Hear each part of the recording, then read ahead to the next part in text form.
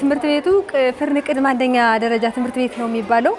እንግዲህ በዛሬው ዕለት እንደምታዩት የህፃናት የምገባ ፕሮግራም ተጀምሯል። ይህ ምገባ ፕሮግራም በመጀመሩ እኛም በጣም ደስተኞች ነን። የተማሪ ቁጥርን ብናይ 655 ያህል ተማሪዎች አሉ በድምሩ ወንድ 344 ሴት 311 ተማሪዎችን እናስተናግዳለን። በጣም በርካታ ተማሪዎች ወደፊት በርካታ ተማሪዎች ወደዚህ ይመጣሉ ብለን እናስባለን። ከዚህ ከምገባ ፕሮግራሙ ጋር ተያይዞ ማለት ነው። ይህ በመሆኑ እኔ እንጃ ወሰን የለኝም ለደስታዬ ማለት ነው።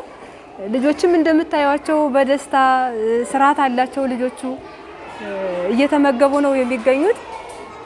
እኛ በዚህ ልክ ደስተኞች ነን ማለት እፈልጋለሁ። ይህ ምገባ ፕሮግራም መጀመሩ ለህፃናት በተለይ ለህፃናት የሚሰጠው ጥቅም ምንድነው ስንል ህፃናት ልጅ ከመሆናቸው የተነሳ መንግስት ትምህርት ቤቶች ላይ ምሳ ቋጥሮ መሄድ እንደ የተለመደ አይደለም። አሁን ግን ይህ ፕሮግራም ሲጀመር ልጆቹ ቤታቸው ላይ ቁርስ በልተው መጡ። 4 ሰዓት ላይ ተጨማሪ ይህንን ምገባ ፕሮግራም ሲያገኙ ትምህርታቸውን አክቲቭ ሆነው እንዲከታተሉ እንዳይደክሙ ትምህርት ቤቱን አይሰለቹትም ስንል አሁን ከራባቸው ልጆቹ የሚያንቀላፉም አሉ እኮ። ከዚህ በፊት ከምናየው ትምህርት ቤት ላይ ልጆቹ ያንቀላፋሉ ከድካሙ ከራቡ የተነሳ ማለት ነው። ከዚህ በኋላ ግን በዚህ ፕሮግራም ይህ ችግራችን ተወግዶ ልጆች አክቲቭ ሆነው ብቁ ወይም ደግሞ ንቁ ሆነው ትምህርታቸው እንዲከታተሉ ትምህርት ቤቱንም እንዲወዱት ከመምህራን ጋር ያላቸው ግንኙነትም በዚህ ልክ ከፍተኛ እንዲሆን ያደርጋል ብዬ አስባለሁ። ታሪው ማህበረሰብ ማስተላልፈው መልእክት ምንድነው?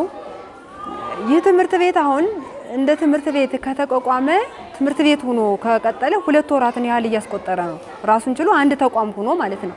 ስለዚህ ይህንን ትምህርት ቤት እንደ ተቋም ለማስቀጠል ውስጥ ላይ ያሉ ግብዓቶችን ለማሟላት የነሱ ከፍተኛ የሆነ ክትትልና ድጋፍ ያስፈልገናል።